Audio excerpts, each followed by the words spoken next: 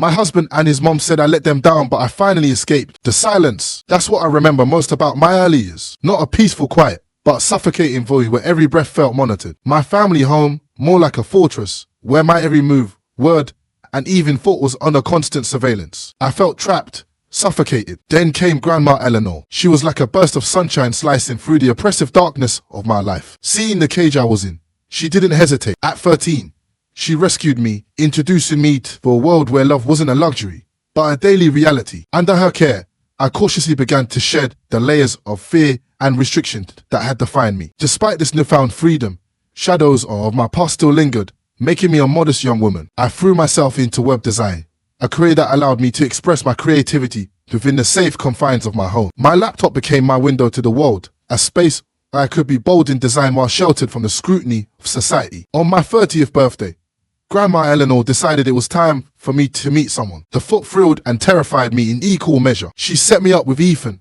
a man a few years older, known for his charm and seemingly gentle nature. Our first meeting was at a local diner, the comforting aroma of coffee and the quiet buzz of conversation creating a soothing backdrop. "Lily," Ethan said, his eyes crinkling at the corners, "your grandma's told me so much about you." A blush crept up my cheeks, unaccustomed to such direct praise. "Thank you, Ethan. That's kind of you to say. And yes, design is my passion." As we talked, I felt a warmth spread through me, like the first rays of sun after a long night. Then, Ethan dropped a bomb. "Lily, there's something about you is refreshing in this loud world." His words resonated deep within me. "You know, Lily, I've always believed true strength lies in being yourself, in a world that tries to make you like everyone else." Ethan continued, his voice sincere and warm. The days following that first meeting were like stepping into a vibrant new world. We shared long conversations over coffee, leisurely walks in the park, and endless laughter. One brisk afternoon, as we strolled through the park, leaves crunching under our feet, Ethan turned to me,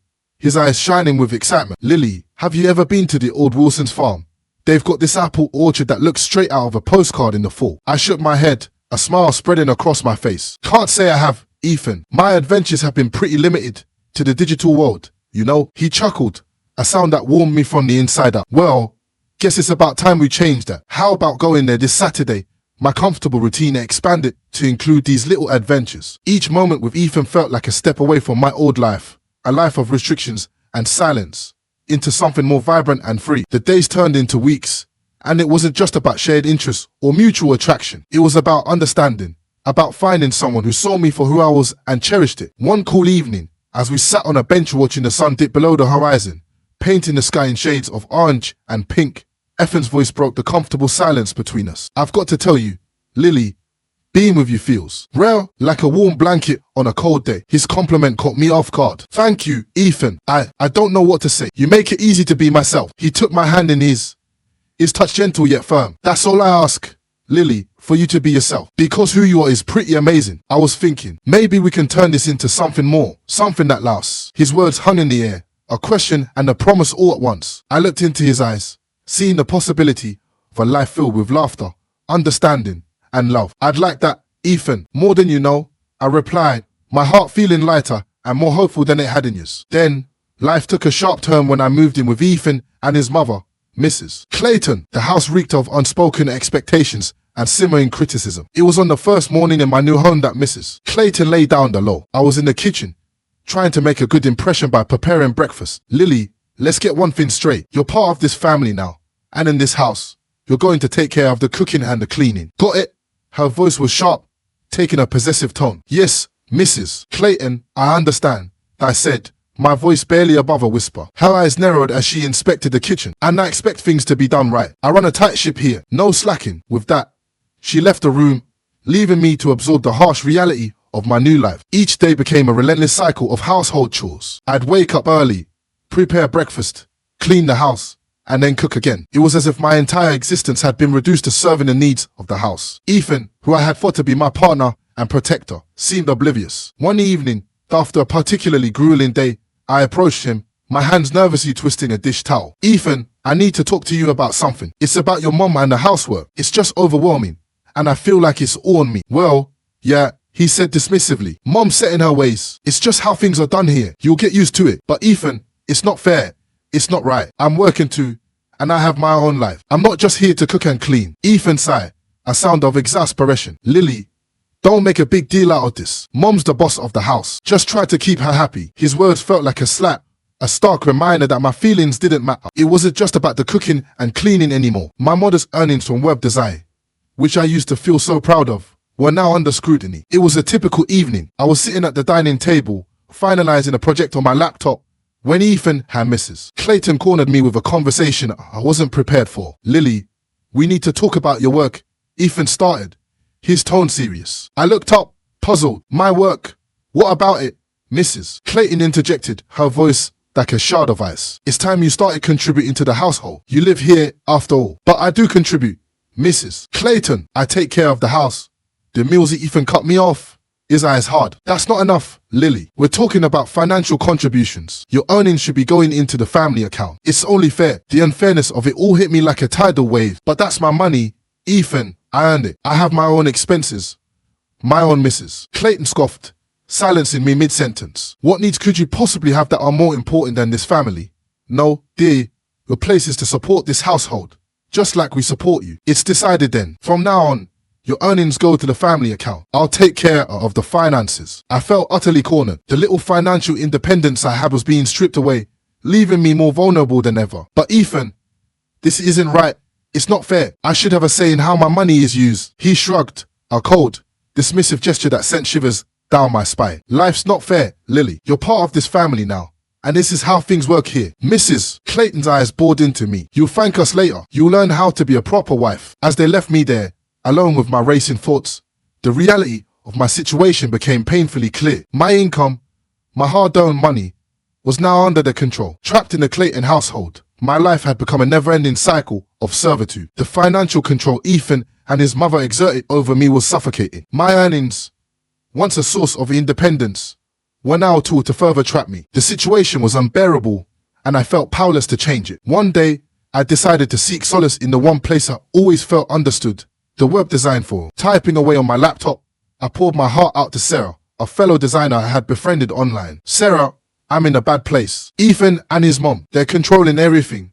My money, my time. I don't know what to do." Almost instantly, Sarah's reply popped up. "Lily, that's not right. They're manipulating you. That's financial abuse, you know." Her words were a jolt of reality. I typed back, the word feeling foreign yet painfully accurate. "Abuse. Yes, that's what it is. Lily, you need to protect yourself. Read up on psychological abuse and financial control. Knowledge is power." Taking her advice to heart, I started reading voraciously. Books on psychology, articles on financial abuse, stories of people who had walked the path I was on. The more I read, the clearer the picture became. Ethan and Mrs. Clayton weren't just overbearing.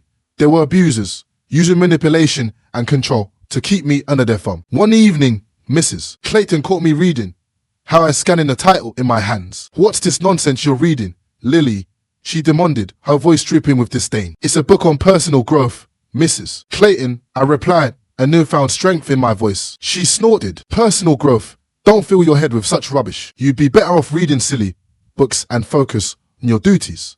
I had begun to see through their game and understand the dynamics of control and abuse. Ethan, however, was far from supportive. "You're getting ideas above your station," he sneered. "Focus on your duties here. That's what's important." His words were a crushing blow, yet they only fueled my determination. It was clear now, I was alone in this fight, but I was no longer the timid, compliant Lily they thought they knew. Life at the Claytons continued, pushing me to my limits. I had been enduring silently, suffering under the weight of their control and manipulation. But everything changed the day fate intervened in the most unexpected way. It was a regular morning, and I was out running errands when suddenly, out of nowhere, a car came speeding around the corner. Before I could react, everything went black. I woke up in a sterile hospital room, my body aching, my head throbbing. As my vision cleared, I saw Ethan and Mrs. Clayton standing by my bedside, but their expressions weren't of concern or worry. They were a mixture of irritation and anger. "Lily, what were you thinking? Wandering around like that? Do you have any idea how inconvenient this is for us?" Ethan's voice was harsh, void of any sympathy. Mrs. Clayton chimed in, her words sharp and cold. "Yes, and now who's going to take care of the house, the cooking, the cleaning? You put us in quite a bind." It was the sheer lack of empathy from the people I had been living with that finally broke me. "I'm sorry," I managed to whisper, my voice raspy. Ethan's face twisted into a scowl. "Sorry doesn't cut it, Lily. We need you back on your feet. taking care of your responsibilities. This little stunt of yours is unacceptable, Mrs. Clayton nodded in agreement. Absolutely. And once you're back, we expect you to make up for the lost time. No slacking. Their coldness was a slap in the face. It was the turning point. The moment I realized that I was nothing more than a convenience to them, a tool to be used and discarded at will. Enough, I said, my voice stronger than I felt. I'm not your maid. I'm a human being, and I deserve respect, care, and empathy. Lily, you're not thinking straight. You need to calm down and think about your duties, your place in this family, Mrs. Clayton retorted. But I was done. No, I said, my voice steady. I deserve better, and I will have better. The doctor walked in at that moment, breaking the tension. He explained my injuries, the fractures, and a long road to recovery ahead. Ethan and Mrs. Clayton's faces fell as they realized the implications of my incapacitation. Ethan, his voice laced with frustration, turned to me. If you think you're going to sit back and enjoy a vacation at our expense, you're mistaken. If you're not back on your feet and fulfilling your duties in a month, consider this marriage over. For the first time in a long time, I felt a flicker of hope. Fine, Ethan, I said, a smile tugging at the corners of my bruised lips. I'm ready for that divorce. It's the best news I've heard in months. Lying in the hospital bed, I realized that the crash hadn't just broken my bones. It had shattered the chains that bound me to a life of misery. A couple of days after Ethan and Mrs. Clayton's disastrous visit, a nurse wheeled in a small cart with my personal belongings, a bag that Ethan had carelessly left for me. Among the items was my laptop, my gateway to the world and to my independence. As I slowly recovered, I was about to embark on the most crucial project of my life, my liberation. I began by drafting an email to my lawyer, detailing the years of financial control and emotional manipulation I had endured at the hands of Ethan and his mother. My fingers trembled as I typed, but I felt stronger with each word. A few days later, Ethan came to visit, his demeanor a mix of anger and disbelief. Lily, what's this nonsense about a lawyer? Do you think you can take me on? His voice echoed off the sterile walls. I looked at him, my resolve unwavering. It's not nonsense, Ethan. It's the truth. I'm done being your puppet. I'm taking back my life, my money, my dignity. He scoffed, his face contorted with rage. You and I don't have the guts. You're nothing without me, without us. But I wasn't the old Lily anymore. Watch me, Ethan. You and your mother have controlled and used me for long enough. Those days are over. His face reddened. You'll regret this, Lily. You'll come crawling back. I shook my head, a small smile playing on my lips. I'd rather crawl through fire than come back to you. After Ethan stormed out, the days blended into weeks. My body was slowly healing, but more importantly, my spirit was soaring. I spent hours reading, learning, and preparing for the battle ahead. The hospital room, once a symbol of my vulnerability, had become my war room. The day I was discharged from the hospital marked the beginning of my new life. Grandma Eleanor, frail but with a spirit as strong as ever, was by my side as I walked out of the hospital, her eyes filled with tears of pride and relief. Her presence told me all I needed to know, that I was on the right path. Grandma, I'm scared, but I'm ready, I told her, my voice steady. She squeezed my hand. I know, darling, and you're not alone. We're in this together. The journey back to Grandma Eleanor's house was quiet, filled with unspoken understanding and support. The morning of the hearing, Grandma Eleanor and I sat at the kitchen table, a silent understanding passing between us. Lily, are you ready for this? She asked, her eyes searching mine. Feeling a surge of strength from her unwavering support, I replied, I am, Grandma. It's time to put an end to this. At the courthouse, the atmosphere was tense. Ethan and Mrs. Clayton were already there, their faces a mask of arrogance and disbelief. They still couldn't fathom that the once submissive Lily was now challenging them. As we walked past them, Ethan's cold voice reached my ear. You really think you can win this, Lily? You're just a nobody. I stopped, turning to face him, my gaze unflinching. I am somebody, Ethan, and today you'll see just how much you underestimated me. The court proceedings were a blur of testimonies given and evidence presented. My lawyer was a pillar of strength, laying out the years of financial and emotional abuse with precision and clarity. Ethan and Mrs. Clayton's lawyer tried to discredit me, painting me as an ungrateful wife, but the recordings I had made, a meticulous record of their controlling behavior, and the financial statements spoke louder than their lies. As the judge pronounced a verdict, favoring me and granting significant compensation, the look of shock and defeat on Ethan and Mrs. Clayton's faces was a sight I would never forget. Outside the courthouse, Ethan approached, his demeanor now that of a defeated man. Lily, please, let's talk about this. We can settle it without compensation. You don't have to do this. I looked at him, the man I had once believed would protect me. Ethan, you had your chance. This is the consequence of your actions. Mrs. Clayton, her pride shattered,